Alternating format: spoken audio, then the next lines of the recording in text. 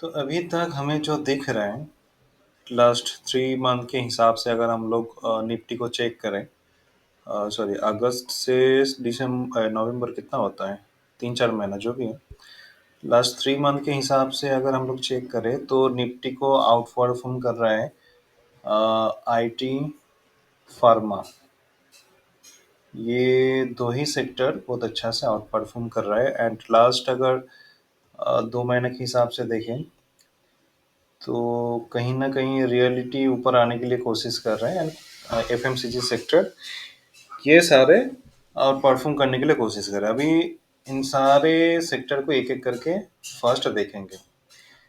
देखिए, सबसे बड़ी बात है स्ट्रेटेजी हम लोग सीखेंगे, बट एक चीज कभी नहीं भूलना, वो है, इसको क्या हो गया, कि सेक्टर एनालिसिस हम लोग कभी भी नहीं भूलेंगे। सेक्टर एनालिसिस के बिना कोई भी स्टॉक सिलेक्शन वो काइंड ऑफ गैम्बलिंग हो जाएगा। क्यों हो जाएगा? क्योंकि शायद ऐसा हो सकता है कि एक सेक्टर में 10 स्टॉक्स है, उनमें से एक स्टॉक्स ब्रेकआउट देने के लिए कोशिश कर रहे हैं एंड बाकी 9 स्टॉक्स मतलब नीचे जाने के लिए कोशिश कर रहे हैं। तो कहीं ना कहीं मार्केट में ऐसा सिचुएशन आ जाएगा, उस स्टॉक्स में अगर एंट्री करेंगे तो हम लोग ट्रैप में आ जाएंगे। तो इसलिए सेक्टर एनालिसिस बहुत ज़रूरी है, वो हम लोग देखते हैं। और इसको पहले हटा देते हैं।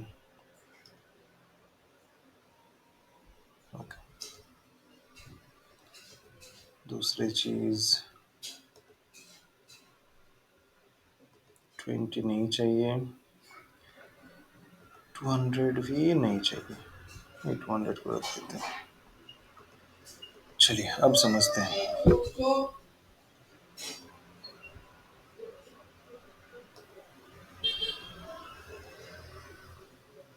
सबसे पहले निफ्टी से स्टार्ट होगा। निफ्टी फिलहाल क्या कर रहे हैं वो हमें देखना है। एंड वीकली बेसिस पे अगर जाएंगे, इसको हटा देते हैं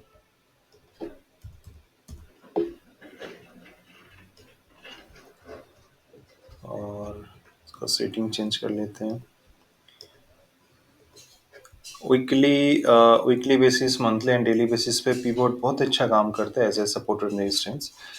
एंड वो चीज़ हमें दिख भी रहा है। अगर हम लोग देखेंगे वीकली चार्ट पे तो हमें एक चीज़ बहुत अच्छा से दिख रहा है कि ये जो पीवट है R1 वीकली बेसिस पे, एक्चुअली वीकली चार्ट है बट ये ईयरली पीवट होता है, तो यहाँ से एक अच्छा खासा सपोर्ट ले चुका है।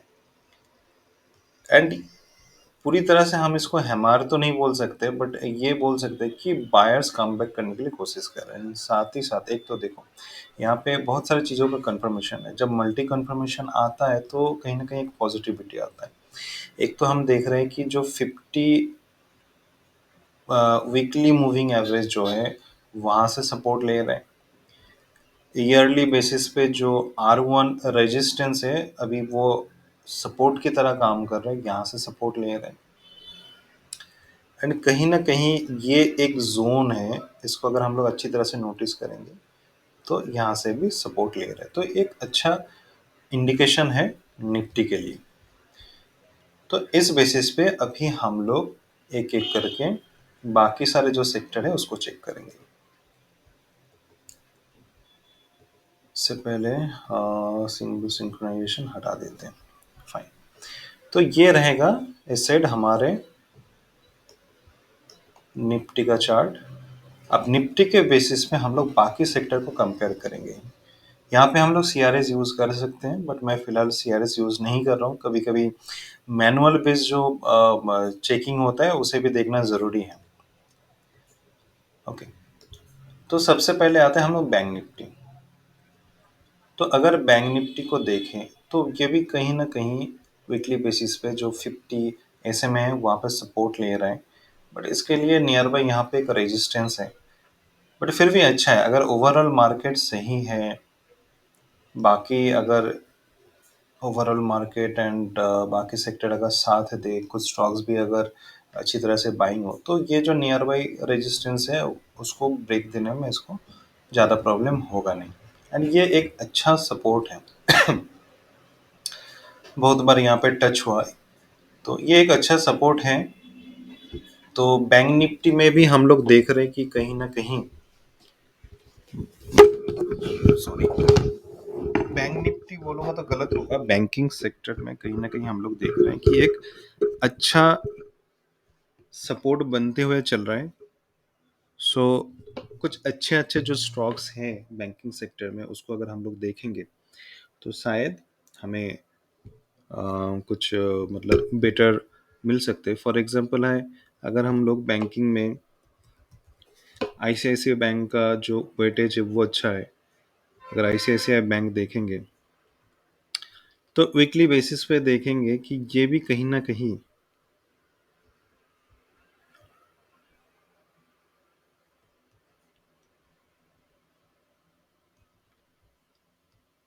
एक अच्छा पैटर्न बनाते हुए चल रहा है वीकली बेसिस पे। बैंकिंग भी सपोर्ट है। अब अगर बैंक निफ्टी यहाँ से मतलब मंडे के दिन हो या फिर नेक्स्ट वीक हो, अच्छी तरह से क्लोजिंग दे, सो आईसीआईसी बैंक 5% ईजिली एक दो हफ्ते में दे सकता है। तो इस हिसाब से हमें प्लानिंग करना चाहिए कि जब हम लोग देख रहे हैं कि ओवरऑल सेक्टर अच्छी तरह से काम कर रहे हैं, देन हम लोग देखेंगे कि जो अच्छे अच्छे स्टॉक्स हैं, जो टॉप 4-5 स्टॉक्स है उस सेक्टर का, तो वो सेक्टर, उस सेक्टर में जो स्टॉक्स है वो किस हिसाब से परफॉर्म कर रहा है, तो ये देखना बहुत ज़रूरी होता है।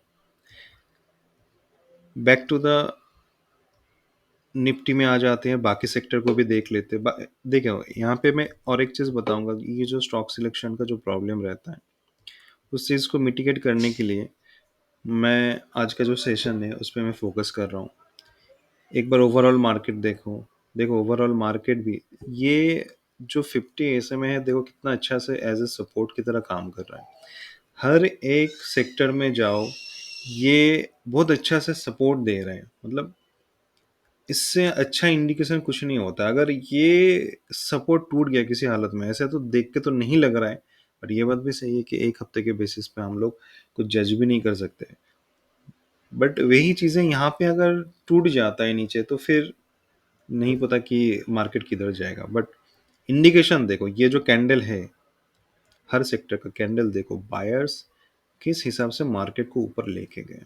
हर एक सेक्टर, जब हर एक सेक्टर सेम जैसा काम करे तो कहीं ना कहीं हमें एक अच्छा इंडिकेशन मिले। ऑटो में फिलहाल कुछ है नहीं, मुझे कुछ अच्छा लग नहीं रहा है। बट अगेन सपोर्ट लेने के लिए कोशिश कर रहे हैं, बट इस पर हम लोग कोई प्लानिंग करेंगे नहीं जब तक यहाँ पे कुछ कंफर्मेशन ना मिले, कुछ अच्छा कैंडल स्टिक पैटर्न या फिर ये रेड कैंडल के जो सेलर्स है इसके ऊपर जब तक नहीं जाएगा, हम लोग कुछ प्लानिंग नहीं करेंगे। एनर्जी पे देखना नहीं है, इसका भी कुछ करना नहीं है। एफएमसीजी में चलते हैं। एफएमसीजी अगेन एक अच्छा सपोर्ट पे खड़ा है, बट एफएमसीजी का प्लानिंग मैं तभी करूंगा जब 50 एसएमए के ऊपर मार्केट जाएगा तब। क्योंकि अभी भी देखो, ये जो पुराने कैंडल हैं, जो सेलिंग कैंडल है, इसका 50% भी आई थिंक क्लोजिंग नहीं हुआ। तो अगर इसका 50% क्लोजिंग मतलब 80% के आसपास आ जाए या फिर इसको क्लोज करके ऊपर जाए, तो हम लोग देख सकते हैं। एंड आई थिंक जो मार्केट का कंडीशन है, एफएमसीजी शायद कमिंग वीक में ब्रेकआउट देकर ऊपर जा सकता है। तो अगर अपने स्टॉक्स के रेडर में आएगा तो हम लोग ज़रूर रखेंगे। ठीक है, ज़रूर रखेंगे इसको। बट ट्रेडिंग प्लान तभी करेंगे जब यहाँ पे फर्दर कंफर्मेशन मिलेगा। इंफ्रा का कुछ उस तरह से मुझे कुछ मिल नहीं रहा है, क्योंकि अगेन प्रीवियस वीक से 50% से नीचे हैं। तो इंफ्रा रेडर पे रख सकते हैं, बट ट्रेड के लिए हम लोग नहीं सोचेंगे। हाँ, ये है, ये देखो, ये निफ्टी को भी आउट परफॉर्म कर रहा है। एक चीज देखो, एकदम लेवल पे आ चुका है। जब निफ्टी गिर रहा था, ये जो कर्सर है, कर्सर को फॉलो करो। जब निफ्टी गिर रहा था 30 सितंबर से, निफ्टी गिरते हुए देखो धीरे धीरे धीरे धीरे इतना करेक्शन किया, बट निफ्टी आईटी में गिरावट नहीं है। मतलब आईटी सेक्टर कहीं ना कहीं आउट परफॉर्म कर रहे हैं। ये चीज हमें समझना है। निफ्टी ने तो 30 तारीख से अपना फॉल दे चुका है करीब 10% के आसपास। बट आज के डेट में अगर हम लोग निफ्टी आईटी को देखें तो एक ही लेवल में, मतलब अपने आप को फॉलिंग मार्केट में भी होल्ड कर लिया। सो इससे अच्छा, इससे बेटर सेक्टर फिलहाल मुझे नहीं लगता कि कोई और है। मैंने टेलीग्राम ग्रुप पे ऑलरेडी एक स्टॉक्स भी दिया था, मैं यहाँ पे दिखाता हूँ उसको।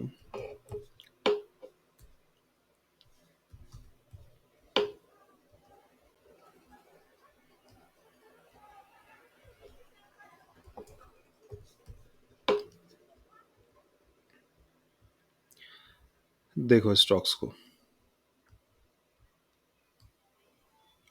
ऑलरेडी भागने के लिए रेडी हो गए। हाँ, इनफैक्ट इसमें काफ़ी सारे न्यूज़ भी है, बहुत अच्छा अच्छा न्यूज़ है। सो डेफिनेटली वो ऊपर जाने के लिए एक चांसेस है। बट पैटर्न देखो, सेक्टर का पैटर्न एंड स्टॉक्स का पैटर्न जब मैच होता है तो वो स्टॉक्स, सेक्टर जिस हिसाब से परफॉर्म देगा स्टॉक्स भी उस हिसाब से चलेगा। आई थिंक समझ में आ गया है कि किस हिसाब से काम करना है। और एक है एल टी आई एम ही था आई थिंक, लगभग है। But H C L tech मेरे लिए ए क्लास ट्रेड है, एंड माइंड ट्री मेरे लिए अभी तक टाइमिंग है करने के लिए। यहाँ से इसके पास ज़्यादा स्पेस है नहीं, शायद 5-10% है, बट जब इस लेवल के आसपास आ जाएगा तो मेरे लिए वो बेटर है। मेरा फर्स्ट प्रायोरिटी रहेगा एच सी एल टेक। ये सिंपल सपोर्ट एंड रेजिस्टेंस के बेसिस पे बता रहे हैं, ना ही कुछ और स्ट्रेटजी लगा। मतलब सिंपल जो लोग सपोर्ट एंड रेजिस्टेंस या डिमांड सप्लाई के बेसिस पे अच्छा आई थिंक किसी ने लॉग इन किया, मत करिए अभी फिलहाल। तो जो भी है इस हिसाब से हम लोग सेक्टर वाइज स्टॉक्स को सिलेक्ट करेंगे। सॉरी, फिर से आ जाते हैं निफ्टी पे।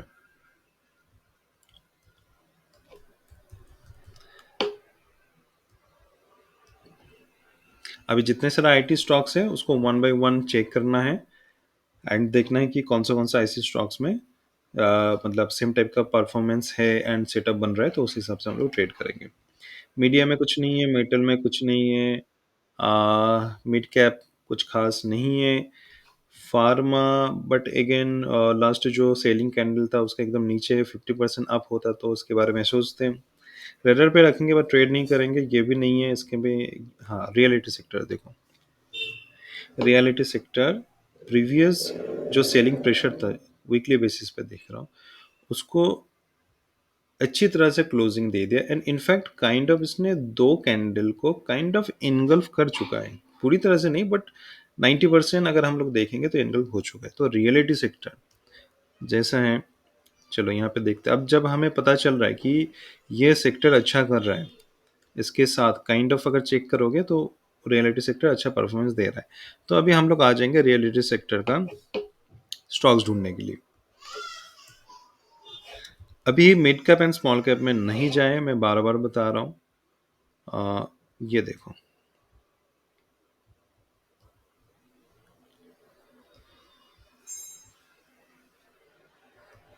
ठीक है, रीटेस्ट ले रहा है वीकली बेसिस पे, तो ये एक अच्छा स्टॉक्स मिल गया। एंड कुछ और भी था, एग्जैक्टली मुझे याद नहीं आ रहा है। ठीक है, एक एक करके चेक करना पड़ेगा। कहाँ से चेक करेंगे, इतने सारे मैंने सीट दे के रखा, एक्सेस दे के रखा। फॉर एग्जांपल अगर मुझे रियलिटी में देखना है तो एक मिनट सेक्टर वाइज कर देता हूँ। जैसे सेक्टर वाइज अगर हम लोग देखेंगे, फॉर एग्जांपल रियलिटी सेक्टर है, तो हाँ इस तरह से हम लोग यहाँ पे आ जाएंगे। जैसे यहाँ से अगर कुछ देखे,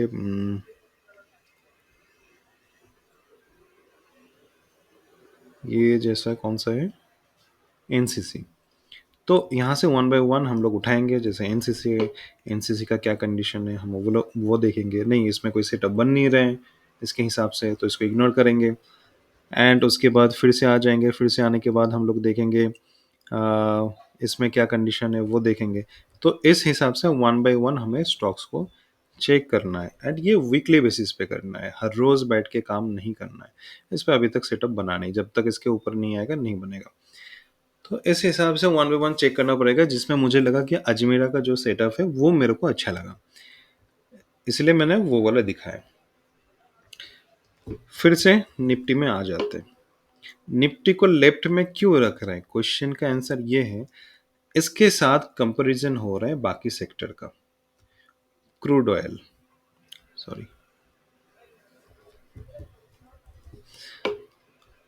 तो ऐसा नहीं कि हमें सिर्फ सेटअप पता है, सेटअप के बेसिस पे हम लोग अंधाधुंध ट्रेड करेंगे, नहीं चल पाएगा, ज़्यादा दिन तक मार्केट में नहीं टिक पाएंगे। मार्केट में अगर टिकना है तो मार्केट का सबसे पहले देखिए कुछ रूल्स हैं। मार्केट में टिकने के लिए फर्स्ट आपको मार्केट का मतलब सबसे आखिरी में मार्केट का सेंटीमेंट पता होना चाहिए। उससे पहले हमें मार्केट का ब्रेथ पता होना चाहिए। ब्रेथ इन द सेंस क्या है कि मार्केट का ओवरऑल कंडीशन क्या है, मूविंग एवरेज के बेसिस पे बाकी सारे स्टॉक्स का क्या कंडीशन है, आरएसआई के बेसिस पे मतलब स्ट्रेंथ के हिसाब से उसका कंडीशन क्या है, 52 हाई के ऊपर कितने स्टॉक्स है, कितना कम है। तो ये सारी चीज़ आइडिया होना चाहिए, तभी जाके हम लोग ट्रेड कर पाएंगे। नहीं तो वही मतलब कुछ दिन करेंगे और कुछ दिन नहीं कर पाएंगे, इस हिसाब से होगा। स्मॉल कैप कुछ खास नहीं है अभी। अ, अभी किसी और में मुझे नहीं लग रहा है। तो बस, तो गिने चुने reality sector, IT sector and banking sector, ये एंड फिनेंशियल सेक्टर, ये तीन चार सेक्टर हैं जिसके स्टॉक्स हम लोग प्रायोरिटी देंगे। ठीक है, एंड उसी स्टॉक्स पे हम लोग काम करेंगे। तो ये हो गया हमारे एक टाइप का stock selection. And sector wise जब हम लोग स्टॉक सिलेक्शन करेंगे तो वो स्टॉक सिलेक्शन में कामयाब होने का प्रोबेबिलिटी ज़्यादा रहता है। क्यों ज़्यादा रहता है? क्योंकि जब सेक्टर तुम्हारे साथ है तो स्टॉक्स का मतलब आउटकम देने का चांसेस हमेशा ज़्यादा होता है। इतना हमें पता चल गया। तो इसमें कोई किसी को कोई कंफ्यूजन है कि stock selection and sector analysis किस हिसाब से हमें करना है? कोई क्वेश्चन है? नहीं तो हम लोग फर्दर आज का जो क्लास है उस पर आगे बढ़ेंगे। कोई क्वेश्चन है? सबको सब समझ में आया कि किस हिसाब से